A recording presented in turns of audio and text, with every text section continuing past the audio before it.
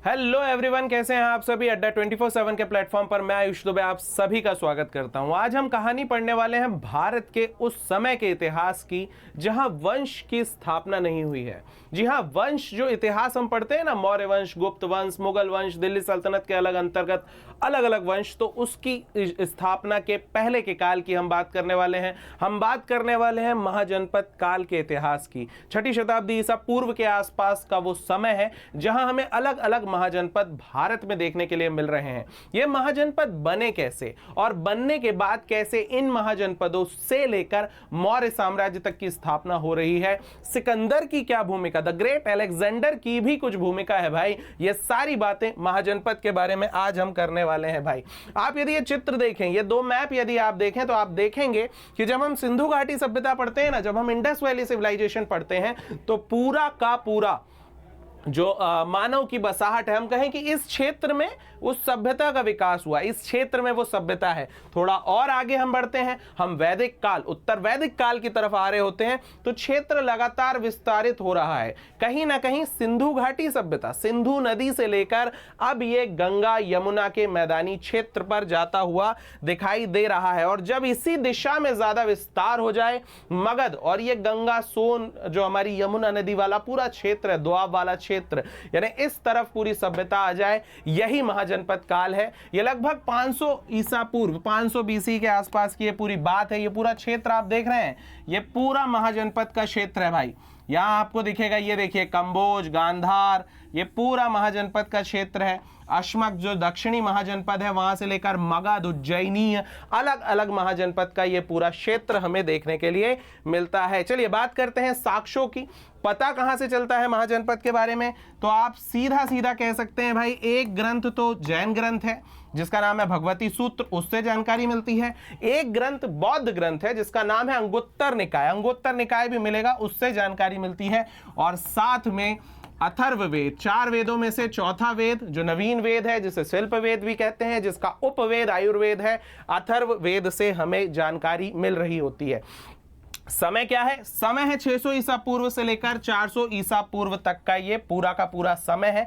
इसे द्वितीय नगरीकरण भी हम कहते हैं, सेकेंड अर्बनाइजेशन भी कहते हैं। पहला अर्बनाइजेशन कौन था? वो जो सिंधु घाटी सभ्यता में हो रहा था, जहां हमें नगरीय सभ्यता के प्रमाण मिले हैं, पूरा का पूरा शहर जो है वो एक विकसित अवस्था में मिला, वो पहला नगरीकरण है। और ये दूसरा नगरीकरण है जो महाजनपद काल के रूप में हमें देखने के लिए मिलता है भाई।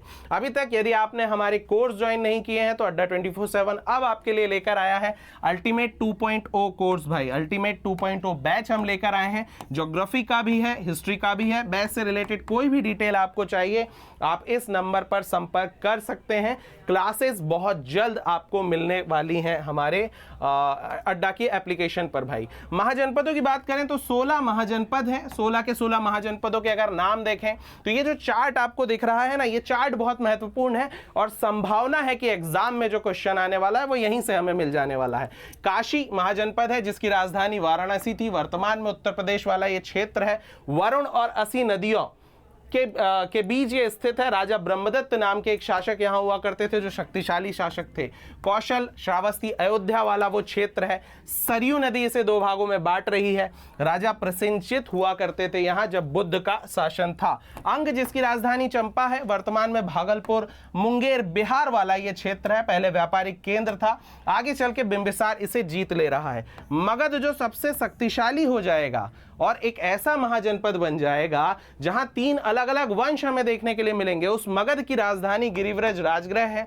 पटना और गया आज का वर्तमान क्षेत्र है। सबसे शक्तिशाली महाजनपद ये बन जाएगा। वज्जी जिसकी राजधानी वैशाली है, बिहार वाला ये क्षेत्र है, ये गणसंघ हुआ करता था भाई, 8 कुलों का ये संघ था।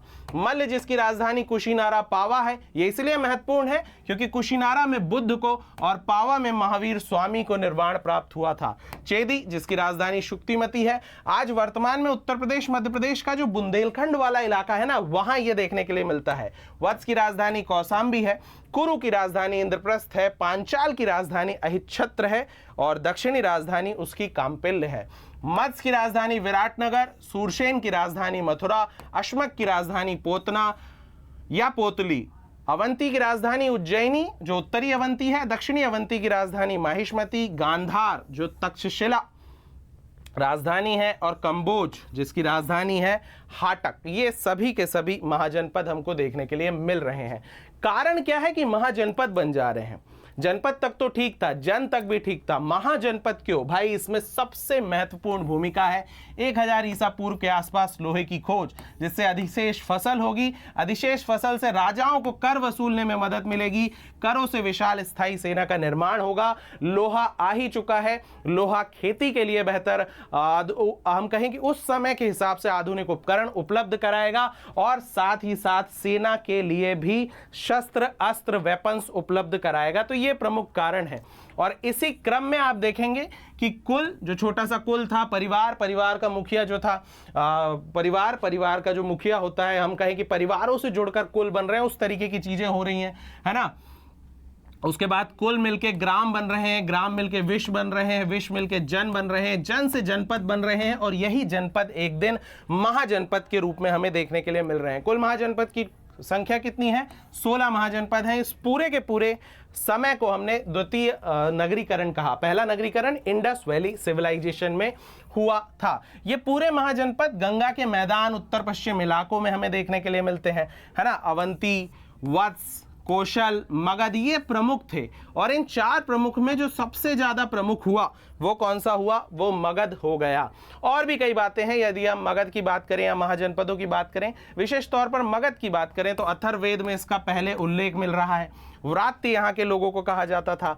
ऋग्वेद में इस क्षेत्र को कीकट कहा जाता था। यहाँ का शासक प्रमंगत था, और पुराण में यहाँ पहला शासन करने वाला जो शासक कहलाया बृहदत्त वंश कहलाया। ये मगध के बारे में कुछ विशेष तथ्य हैं जो आपको याद रखने हैं भाई। मगध में 3 प्रमुख राजवंश हमें देखने के लिए मिलते हैं। सबसे पहले हर्यक डायनेस्टी मिलता है, उसके बाद शिशुनाग डायनेस्टी मिलता है, और अंत में नंद डायनेस्टी मिलता है। अलग अलग वंश अलग अलग समय पर शासन कर रहे हैं। हर्यक वंश की स्थापना बिंबिसार ने की थी। वास्तविक संस्थापक हैं, वैवाहिक नीतियों के माध्यम से अपने राज्य को सुरक्षित रखा, अपने राज्य को विस्तारित इन्होंने किया हुआ था। ठीक है, एक बार क्या हुआ कि अवंती अंग को जीता था। अवंती के एक राजा थे और वो बीमार थे, तो इन्होंने अपने राजवैद्य जो जीवक है उसको भी भेजा हुआ था। फिर आया अजातशत्रु, पिता की हत्या किया, सिंहासन को प्राप्त किया। 2 नवीन हथियार महाशिलाकंटक रथमुशल का इसने इस्तेमाल किया। इसके समय प्रथम बौद्ध संगीति का आयोजन हुआ जो 483 में हुई थी राजगृह में। 4 बौद्ध संगीतियां हुई हैं RVPK, राजगृह, वैशाली, पाटलिपुत्र और कुंडल वन में। फिर आया उदयन, अजातशत्रु के बाद उदयन आया भाई। इसने एक नया शहर बसाया जिसे पाटलिपुत्र कहते हैं, और राजधानी का ट्रांसफर करेगा। फिर आएगा दूसरा वंश, शिशुनाग वंश। अवंती को जीतेगा, मगध में मिलाएगा, 100 वर्ष पुरानी शत्रुता को समाप्त करेगा। फिर आएगा कालाशोक। कालाशोक के समय 383 BC, 100 साल बाद द्वितीय बौद्ध संगीति का आयोजन हो रहा है भाई। फिर आएगा मगध का अंतिम वंश, नंद वंश, जहां मिलेगा महापद्मानंद, जिसे उग्रसेन भी कहते हैं, सर्व छत्रांतक भी कहते हैं। इसने एक छत्र की भी उपाधि धारण की, कलिंग को जीता, नहर का निर्माण भी कराया। और फिर आएगा घनानंद, मगध का अंतिम शासक हम इसे कह सकते हैं, जिसे यूनानी लेखकों में अग्रमीज कहा गया। इसी के समय सिकंदर का आक्रमण हो रहा है 326 BC में, लेकिन सिकंदर की सेना जो है वो आंभी को तो हरा रही है। वो आंभी ने तो खैर खुद ही समर्पण कर दिया था, हराया कहाँ? राजा पोरस वीरता से युद्ध कर रहे हैं, राजा पोरस लेकिन हार जाते हैं। रावी नदी को पार करते हैं, लेकिन व्यास नदी के आगे सिकंदर की सेना नहीं आती। लेकिन इसी घटनाक्रम से यही सिकंदर का आक्रमण कहीं ना कहीं ट्रिगर पॉइंट हम कहें कि साबित होता है। और जो चाणक्य घनानंद को समझाने गए थे कि भाई भारत की संस्कृति खतरे में है, सिकंदर का आक्रमण हो रहा है, वहां जो अपमान हुआ चाणक्य का, उसी अपमान का बदला लेने के लिए, उसी के प्रतिशोध में वो एक प्रतिज्ञा कर लेते हैं कि इस पूरे वंश को समाप्त कर देना है, नंद वंश को समाप्त कर देना है। और फिर वो चंद्रगुप्त मौर्य उनका शिष्य है, उसके साथ मिलकर चंद्रगुप्त को शिक्षित कर वो नंद वंश के शासक घनानंद पर आक्रमण करवाते हैं, और घनानंद की मृत्यु हो जाएगी और मौर्य साम्राज्य की स्थापना हो जाएगी भाई। तो ये पूरा का पूरा मगध, जो पूरा मगध महाजनपद है, हम यही कहें कि जो मगध साम्राज्य है उसका पूरा का पूरा इतिहास है। और वहीं पर मगध पर ही एक मौर्य साम्राज्य की स्थापना होगी, जो भारत का प्रथम सबसे ज्यादा संगठित और हम कहें कि सबसे ज्यादा विस्तारित क्षेत्र पर शासन करेगा, जहां चंद्रगुप्त मौर्य, बिंदुसार और अशोक जैसे शासक मिलेंगे। यही है महाजनपद की पूरी कहानी। अभी तक आपने हमारा कोर्स ज्वाइन नहीं किया है भाई, तो अल्टीमेट 2.0 बैच को ज्वाइन कर सकते हैं। यह बैच से रिलेटेड जो भी जानकारी चाहिए इस नंबर पर संपर्क कर सकते हैं। मिलते हैं अगले किसी टॉपिक के साथ। जय हिंद, जय भारत, नमस्कार।